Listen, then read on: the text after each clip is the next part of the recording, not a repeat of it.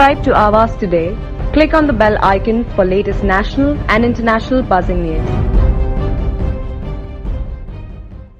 मागच्या 2 महिन्यापेक्षा जास्त कालावधीपासून आपण सर्वजण कोविडची दुसरी लाट जी आली त्याचा सामना करतोय. त्याची तीव्रता आता बऱ्याच अंशी कमी होताना आपल्याला दिसते. मागच्या अनेक दिवसांपासून जी दररोज कोविड बाधित रुग्णांची संख्या जी येते याच्यामध्ये स्टेडी डिक्लाइन होताना दिसत आहे. नक्कीच समाधानाची बाब आहे.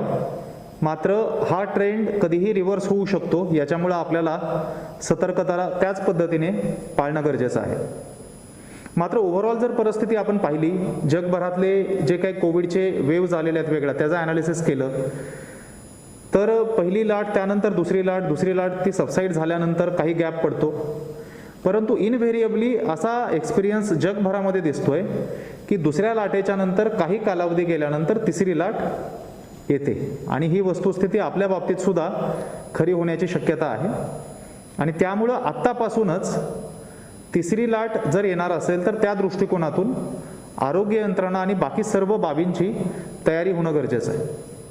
त्यामुळे एका बाजूला आपण दुसऱ्या लाटेतून पूर्णतः बाहेर पडलेलो जरी नसलो तरी केसेसची कमी झालेली संख्या, त्यामुळे केस लोड बऱ्याच प्रमाणात कमी झाली आहे ही वस्तुस्थिती लक्षात घेता महानगरपालिकेने आत्तापासूनच तिसऱ्या लाटेची तयारी सुरू केलेली आहे.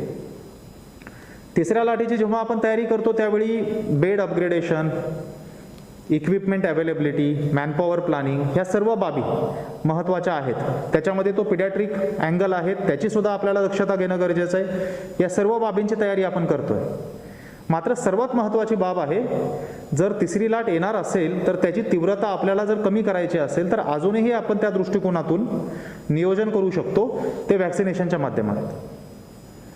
व्हॅक्सिनेशनचा ड्राईव्ह जरी आपल्याकडे 16 जानेवारीला सुरू झाला तरी खऱ्या अर्थाने मार्च महिन्यामध्ये त्याला गती आली आणि मोठ्या प्रमाणावरती आपण व्हॅक्सिनेशन जेवढं शक्य तेवढं जलद गतीने करण्याचा प्रयत्न केला.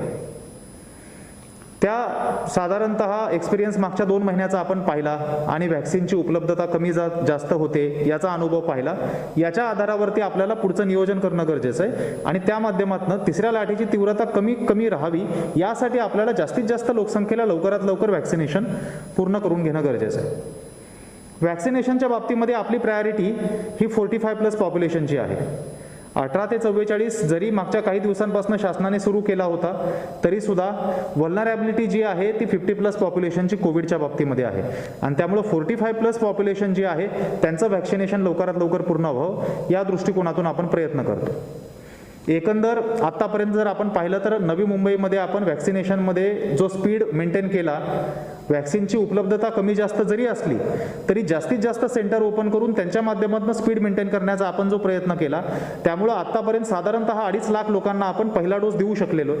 लोकसंख्येच्या प्रमाणात नक्कीच हे इतर अनेक कंपॅरेबल कॉर्पोरेशन किंवा जिल्ह्यांमध्ये अत्यंत समाधानकारक पद्धतीने आपण आत्तापर्यंत जास्तीत जास्त लोकांना व्हॅक्सिनेट करण्याचा प्रयत्न केलेला आहे. 45 पेक्षा जास्त वयोगटातील जे लोक आहे यांना व्हॅक्सिन अधिकाधिक लवकर मिळावं यासाठी आपण अनेक प्रकारे प्रयत्न करतोय. सर्वात महत्त्वाची बाब आहे की व्हॅक्सिन सेंटरला गर्दी होऊ नये याच्यासाठी जास्तीत जास्त व्हॅक्सिनेशनचे सेंटर अवेलेबल असणं गरजेचं आहे. यासाठी आपण सुरुवात केली त्यावेळी साधारणतः 50 आपले व्हॅक्सिनेशनचे सेंटर होते. त्याच्यामध्ये आपण जवळपास नवीन 50 वृद्धी करून अतिरिक्त 50 सेंटरचं नियोजन केलेलं आहे. आणि एकूण आपले सेंटर हे महानगरपालिकेचे ॲडिशनल 50 जर सेंटर पकडले तर 100 पर्यंत आपले सेंटर जाऊ शकतील, एवढं आपलं आता नियोजन आहे. आणि त्याच्या माध्यमातून पहिल्या डोसचं नियोजन व्हॅक्सिनेशनचं आपण 45+ पॉप्युलेशन जे आहे यांचं केलं. व्हॅक्सिनेशन सेंटरला ज्या सुविधा दिल्या जातात त्या सुविधांमध्ये, कारण 45+ म्हटल्यानंतर बरेचसे लोक 50च्या वरचे किंवा ज्येष्ठ लोक असतात, किती नाही म्हणलं तरी सकाळच्या वेळी फर्स्ट आवरला गर्दी त्या ठिकाणी होते. त्या ठिकाणी त्यांना सुविधा म्हणजे बसण्याची व्यवस्था असावी, उन्हाळा आहे त्यामुळं त्या ठिकाणी शेडची व्यवस्था असावी, पिण्याचं पाणी, पंखा, कूलर या पद्धतीने आपण व्यवस्था उपलब्ध करून देण्याचा प्रयत्न करतोय. येणारा पावसाळ्याचा कालावधी बघितला, कारण व्हॅक्सिनेशनचा हा ड्राईव्ह पूर्ण पावसाळ्यामध्ये चालूच राहणार आहे, तर पावसाळ्याच्या दरम्यान सुद्धा त्या ठिकाणी शेडची व्यवस्था जी पावसाळ्यामध्ये टिकू शकेल अशा पद्धतीची असावी. अशी कार्यवाही आतापासून आम्ही सर्व आमच्या व्हॅक्सिन सेंटरवरती करण्याचा प्रयत्न सुरू केलेला आहे. 2 ड्राईव्ह इन सेंटर आपण सुरू केले होते. त्या ड्राईव्ह इन सेंटरला सुद्धा फार चांगला रिस्पॉन्स लोकांचा मिळाला.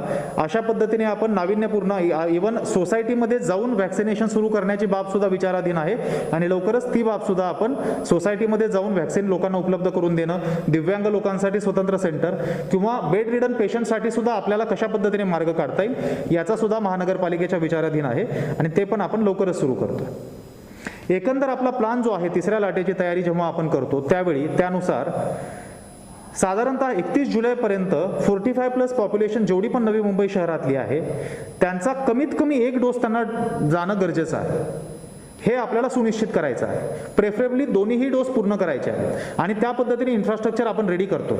जेवढ्या सेंटरचं आपण प्लॅनिंग करतोय त्या सेंटरनुसार जर आपल्याला डोसेस मोठ्या प्रमाणावरती उपलब्ध झाले तर एका महिन्यामध्ये साधारणतः 3 लाख लोकसंख्या सुद्धा आपण व्हॅक्सिनेट करू शकतो. एवढी कॅपॅसिटी आपण निर्माण केली आहे इन टर्म्स ऑफ इन्फ्रास्ट्रक्चर.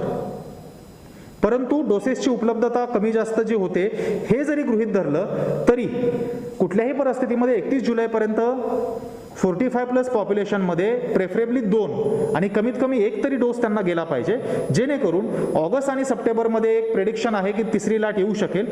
तोपर्यंत आपल्याला 45+ पॉप्युलेशन संपूर्णतः कव्हर करण्यामध्ये मदत होऊ शकेल. इथून पुढचं प्लॅनिंगचा जेव्हा आपण विचार करतो त्यावेळी व्हॅक्सिनची उपलब्धता वेळेत व्हावी यासाठी राज्य शासनाकडनं केंद्र शासनाकडनं तर व्हॅक्सिनचा सप्लाय होतच आहे. त्याचबरोबर डायरेक्ट आपल्याला कंपन्यांकडनं कॉर्पोरेशनला व्हॅक्सिन परचेस करता येईल का याची सुद्धा शक्यता आम्ही पडताळून पाहतोय आणि ती बाब सुद्धा विचाराधीन आहे. सध्या सेकंड डोससाठी जे एलिजिबल असणारे नागरिक आहेत त्यांच्या बाबतीमध्ये फार मोठ्या प्रमाणावरती नागरिकांच्या मनामध्ये संभ्रम आहे आणि खरं म्हणायचं तर एन्झायटी आहे की माझा पहिला डोस घेऊन कोवॅक्सिनचा 4 ते 6 आठवड्याचा कालावधी संपत आला किंवा कोविशिल्डचा 6 ते 8 आठवड्याचा कालावधी संपत आला आणि मग आता व्हॅक्सिन उपलब्ध होईल किंवा नाही. नेमकं माझा नंबर येईल त्यावेळी व्हॅक्सिन संपलं तर काय करायचं आणि त्यामुळे मग सेंटरला गर्दी करणं किंवा काही लोक इव्हन कालावधीचा विचार न करता आधीच येऊन व्हॅक्सिन द्या असं म्हणणं असे प्रकार होताना दिसत आहेत. मी सर्व नागरिकांना आवाहन करतो की सेकंड डोसच्या बाबतीमध्ये महानगरपालिका पूर्णतः सतर्क आहे आणि आमच्याकडे जो पण व्हॅक्सिनचा साठा उपलब्ध होतो त्याच्यामध्ये सगळ्यात पहिली प्रायोरिटी म्हणजे आज रोजी जेवढे लोक सेकंड डोससाठी एलिजिबल आहेत त्यांच्यासाठीचा साठा सुनिश्चित करणं आणि त्याच्यानंतरच पहिला डोस सुरू करणं.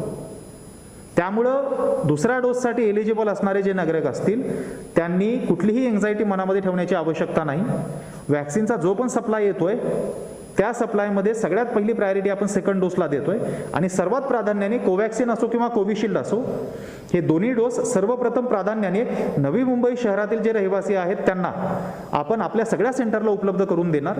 त्यामुळं कुठलीही एन्झायटी कोणी मनामध्ये ठेवू नये. जी काही विंडो आपल्याला अवेलेबल करून दिलेली असेल 4 ते 6 किंवा 6 ते 8 आठवड्याची त्या विंडोमध्ये आपण जाऊन आपला डोस प्राप्त करून घ्यावा. त्याच्यामध्ये कुठलीही अडचण येणार नाही. आवश्यक तेवढे डोसेस सेकंड डोसचे वेळेत उपलब्ध करून आपल्याला अवेलेबल होतील या पद्धतीने महानगरपालिकेच्या वतीने नियोजन करण्यात आलेलं आहे.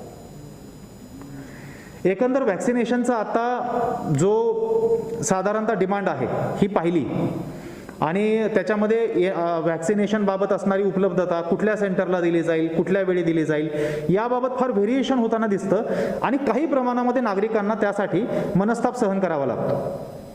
हे होऊ नये म्हणून फर्स्ट ऑफ ऑल हे का होतं हे समजून घेणं गरजेचं आहे.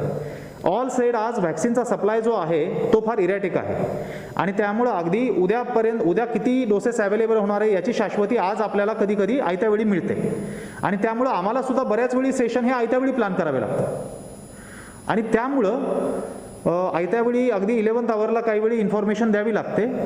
तरी सुद्धा कुठल्याही परिस्थितीमध्ये उद्या कुठे व्हॅक्सिन दिलं जाणार आहे, कोणतं व्हॅक्सिन कुठल्या डोसचं दिलं जाणार आहे आणि किती वाजता ते सेशन किंवा ते सेंटर सुरू होणार आहे याची माहिती ही आमच्या social media handle Twitter, Facebook, Instagram त्याचबरोबर आमच्या व्हॉट्सॲपद्वारे सर्व सन्माननीय लोकप्रतिनिधी, सर्व पत्रकार, सर्व सोसायटीज, जास्तीत जास्त ग्रुप जे आमच्याकडे आहेत त्यांच्यापर्यंत पोहोचण्याचा आम्ही प्रयत्न करतो.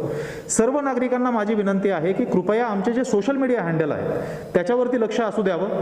उद्या होणारं व्हॅक्सिन हे कुठल्या सेंटरला असेल कुठल्या प्रकारचा असेल, पहिला डोस की दुसरा डोस, वेळ काय असेल, या सर्व बाबींची माहिती अगदी सुस्पष्ट अशा भाषेमध्ये कुठलंही कन्फ्युजन राहणार नाही अशा पद्धतीने उपलब्ध डोसेस सहित, सो दॅट लोकांना माहीत असावं की कितीपर्यंत डोसेस त्या ठिकाणी उपलब्ध असणार आहेत. ही इत्थंभूत माहिती आम्ही आमच्या सोशल मीडिया हँडलवरती टाकतोय आणि ती माहिती त्या ठिकाणी आपल्याला प्राप्त करून आपण घेऊ शकता. त्या पद्धतीने नियोजन सुरू करू शकतो. टोकन सिस्टमचा पण मी या ठिकाणी उल्लेख करेल की सर्व सेंटरवरती आपण टोकन सिस्टमच्या आधारे, सो दॅट कुणी लाईन जी आहे ती जम्प करून पुढे जाण्याचा प्रयत्न करते वगैरे हे होऊ नये. कुठलाही गैरप्रकार व्हॅक्सिनेशनच्या सेंटरला होऊ नये याच्यासाठी आम्ही सतर्क आहोत. अगदी दररोज त्याचा आढावा घेतला जातो, दिवसभराचा एक्सपिरियन्स काय आहे त्याचा फीडबॅक घेतला जातो आणि जर स्ट्रॅटेजी मॉडिफाय करायची गरज पडली तर त्या पद्धतीने मॉडिफाय केली जाते.